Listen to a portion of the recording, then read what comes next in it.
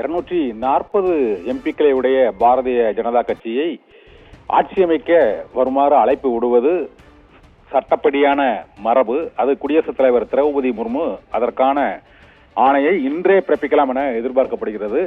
நேற்று ஐக்கிய ஜனதா தள கட்சியின் தலைவர் நிதிஷ்குமார் மற்றும் தெலுங்கு தேசம் கட்சியின் தலைவர் சந்திரபாபு நாயுடு மற்றும் லோக் ஜனசக்தி கட்சியின் தலைவர் சிராக் பாஸ்வான் உள்ளிட்டோர் தங்களது ஆதரவை மற்றும் 13 சுயேட்சை எம்பிக்களும் தங்களது ஆதரவை அரசுக்கு அளிப்பதாக அறிவித்துவிட்டனர். இதனால் 272 என்ற அறுதி பெரும்பான்மையை மத்தியில் ஆளும் பாஜக அரசுக்கு கிடைப்பதற்கான வாய்ப்பு ஏற்பட்டிருப்பதால் தனி பெரும்பான்மை பெற்றுள்ள அதிக எம்பிக்களை உடைய பாரதிய ஜனதா கட்சியை ஆட்சி அமைக்குமாறு குடியரசுத் தலைவர் திரௌபதி முர்மு எந்த நேரமும் அழைப்பு விடுக்கலாம் என எதிர்பார்க்கப்படுகிறது.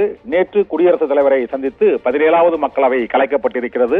பிரதமர் நரேந்திர மோடி தனது பதவியை ராஜினாமா செய்து இப்போது காபந்து பிரதமராக 3 நாட்களுக்கு நீடிப்பார் என அறிவிக்கப்பட்டிருக்கிறது.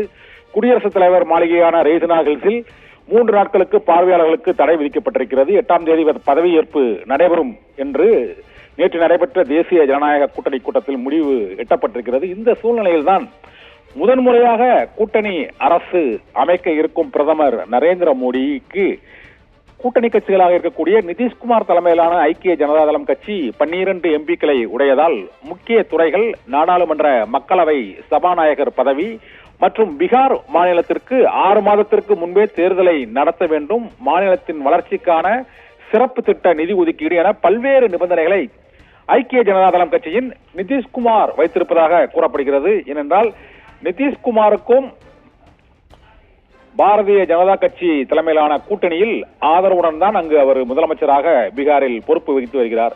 மற்றொன்று 16 எம்பிக்களை உடைய அதிக எம்பிக்களை உடைய ஆந்திராவில் ஆட்சியை கைப்பற்றியுள்ள சந்திரபாபு நாயுடு முக்கிய இலாக்காக்களை மத்திய அமைச்சரவையில் அவர் கேட்பதாக கூறப்படுகிறது. 2 அமைச்சர்கள் 2 இணையமைச்சர்கள் எங்களுக்கு தேவை என்று அவர் நிபந்தனை விதித்திருப்பதாகவும், ஆந்திர மாநிலத்திற்கு சிறப்பு வளர்ச்சி நிதி ஒதுக்கீடு செய்ய வேண்டும், கூடுதல் நிதி ஒதுக்கீடு செய்ய வேண்டும், புதிய தலைநகரத்தை நிர்மாணிக்க உதவ வேண்டும் உள்ளிட்ட பல்வேறு கோரிக்கைகளை அவரும் வைத்திருப்பதாக கூறப்படுகிறது. இருந்த போதிலும் ஐக்கிய ஜனதா தளமும் தெலுங்கு தேசமும் ஆதரவு கடிதங்களை பிரதமர் அந்த நேற்று நடைபெற்ற தேசிய ஜனநாயக கூட்டணி கூட்டத்தில் வழங்கிவிட்டார்கள். இதனால் மத்தியில் பாரதிய ஜனதா கட்சி தலைமையிலான கூட்டணி அரசு அமைவது உறுதியாகிவிட்டது. ஆனால் நிதிஷ்குமார் தலைமையிலான ஐக்கிய ஜனதா தளம் கட்சிக்கு என்ன கோரிக்கைகளை நிறைவேற்றப் போகிறார்கள் என்ற எதிர்பார்ப்பு எழுந்திருக்கிறது. மக்களவை சபாநாயகர் என்ற பதவியானது மிகுந்த முக்கியத்துவம் வாய்ந்த பதவி. கூட்டணி அரசில் மக்களவை சபாநாயகராக இருக்கும் பொழுது கூட்டணி கட்சிகளை உடைப்பதற்கான முயற்சியில் பாரதிய ஜனதா கட்சி ஈடுபட முடியாது. அந்த இடத்தில்தான் செக் வைத்திருக்கிறது ஐக்கிய ஜனதா தளம். கட்சியை உடைத்து எம்பிக்களை தகுதி நீக்கம் செய்வது, கட்சி எம்பிக்களை தங்களது பக்கம் கொண்டு வருவது ஆகிய உத்திகளை பாரதிய ஜனதா கட்சி கடந்த 10 ஆண்டுகளில் பலமுறை நிகழ்த்தி காட்டிவிட்டது. அது மகாராஷ்டிராவில் சிவசேனாவை உடைத்ததாகட்டும், தேசியவாத காங்கிரஸை 2ஆக உடைத்ததாகட்டும், இதுபோல வடகிழக்கு மாநிலங்களில் அனைத்து கட்சிகளையும் உடைத்ததாகட்டும், இதுபோல பல்வேறு கட்சிகளை தமிழகத்தில் அதிமுகவை சிதறடித்ததாகட்டும் என பல்வேறு மாநிலங்களில் அந்த கூட்டணி கட்சிகளை உடைத்து இணைப்பது பாரதிய ஜனதா கட்சியின் ஒரு நவீன அரசியல் உத்தி. அந்த உத்தியை பயன்படுத்தாமல் தடுப்பணை போடுவதற்காகத்தான் மக்களவை சபாநாயகர் பதவியை ஐக்கிய ஜனதா தளம் கட்சியின் நிதிஷ்குமார் கேட்பதாக கூறப்படுகிறது.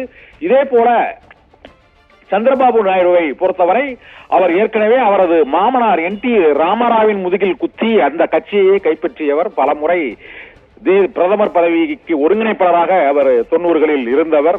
இதனால் பழுத்த அனுபவம் கொண்ட சந்திரபாபு நாயுடுவும் கூட்டணிக்கான நிபந்தனைகளை வைத்திருக்கிறார். இப்போது பிரதமர் நரேந்திர மோடிக்கு ஐக்கிய ஜனதா தளத்தையும் தெலுங்கு தேசத்தையும் சமாளிப்பது மட்டுமல்ல, சிராக் பாஸ்வான் மற்றும் மதசார்பற்ற ஜனதா தளத்தின் குமாரசாமி நாயுடு, தேவகவுடா முன்னாள் பிரதமர் உள்ளிட்ட பழுத்த அரசியல்வாதிகள் மற்றும் கூட்டணி அரசு மாநில அரசியலில் மிகுந்த அனுபவம் பெற்றவர்கள் இப்போது கூட்டணியில் இருப்பதால் பிரதமர் நரேந்திர மோடி, அமித்ஷா ஆகியோர் கூட்டணி ஆட்சியை அமைப்பதில் பல்வேறு விதமான நெருக்கடிகளை எதிர்கொள்ள வேண்டியிருக்கிறது. இந்த புதிய நிபந்தனைகளால் எவை ஏற்கப்பட போகின்றன, எவை மறுக்கப்பட போகின்றன என்பது அடுத்த ஓரிரு நாட்களில் தெரிய வரும். ராஜேஸ்வரி, விவரங்களுக்கு நன்றி கண்ணன்.